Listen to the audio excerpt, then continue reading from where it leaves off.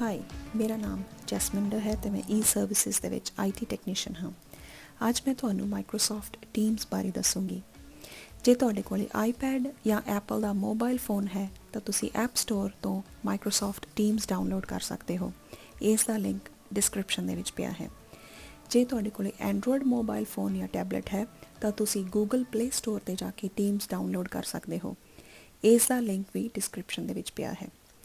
ਜੇ ਤੁਸੀਂ app download ਨਹੀਂ ਵੀ ਕਰਨਾ ਚਾਹੁੰਦੇ ਤਾਂ ਵੀ ਤੁਸੀਂ ਲੈਪਟਾਪ ਜਾਂ ਮੋਬਾਈਲ ਫੋਨ ਦੇ ਵੈਬ ਬਰਾਊਜ਼ਰ ਤੋਂ ਟੀਮਸ ਚਲਾ ਸਕਦੇ ਹੋ। ਇੱਕ ਗੱਲ ਦਾ ਧਿਆਨ ਜ਼ਰੂਰ ਰੱਖਣਾ ਹੈ ਕਿ ਟੀਮਸ ਇੰਟਰਨੈਟ ਐਕਸਪਲੋਰਰ ਵਿੱਚ ਨਹੀਂ ਚੱਲੂਗਾ। ਸੋ ਜੇ ਤੁਹਾਡੇ ਕੋਲ ਵਿੰਡੋਜ਼ 10 ਜਾਂ ਇੰਟਰਨੈਟ ਐਕਸਪਲੋਰਰ ਦਾ ਪੁਰਾਣਾ ਵਰਜ਼ਨ ਹੈ ਤਾਂ ਮਾਈਕਰੋਸਾਫਟ ਐਜ ਯੂਜ਼ ਕਰੋ ਜਾਂ ਕ੍ਰੋਮ ਜਾਂ ਫਾਇਰਫੌਕਸ ਵੀ ਯੂਜ਼ ਕਰ ਸਕਦੇ ਹੋ। ਇਸ ਤੁਸੀਂ ਕੀ ਕਰਨਾ ਹੈ, ਐਡਰੈਸ ਬਾਰ ਵਿੱਚ team.microsoft.com ਟਾਈਪ ਕਰਕੇ ਐਂਟਰ ਦਬਣਾ ਹੈ। ਇਸ ਤੋਂ ਬਾਅਦ ਤੁਹਾਨੂੰ ਆਪਣੇ ਬੱਚੇ ਦੇ ਈਮੇਲ ਐਡਰੈਸ ਨਾਲ ਸਾਈਨ ਇਨ ਕਰਨਾ ਹੈ, ਜਿਹੜਾ ਆਮ ਤੌਰ 'ਤੇ 2 ਨੰਬਰ ਫਸਟ ਨੇਮ ਅਤੇ ਸਰਨੇਮ ਹੁੰਦਾ ਹੈ। ਇਹ ਸਕੂਲ ਦੇ ਹਿਸਾਬ ਦੇ ਨਾਲ ਥੋੜ੍ਹਾ ਵੱਖਰਾ ਵੀ ਹੋ ਸਕਦਾ ਹੈ। ਇਸ ਤੋਂ ਬਾਅਦ ਬਾਕੀ ਦਾ ਈਮੇਲ ਐਡਰੈਸ ਅਤੇ ਨੈਕਸਟ 'ਤੇ ਕਲਿੱਕ ਕਰਨਾ ਹੈ। ਪਾਸਵਰਡ ਭਰੋ ਅਤੇ ਨੈਕਸਟ 'ਤੇ ਸਾਈਨ ਇਨ 'ਤੇ ਕਲਿੱਕ ਕਰੋ। ਫਿਰ ਤੁਹਾਨੂੰ ਆਪਸ਼ਨ ਮਿਲੂਗੀ ਕਿ ਤੁਸੀਂ ਸਾਈਨ ਇਨ ਰਹਿਣਾ ਹੈ।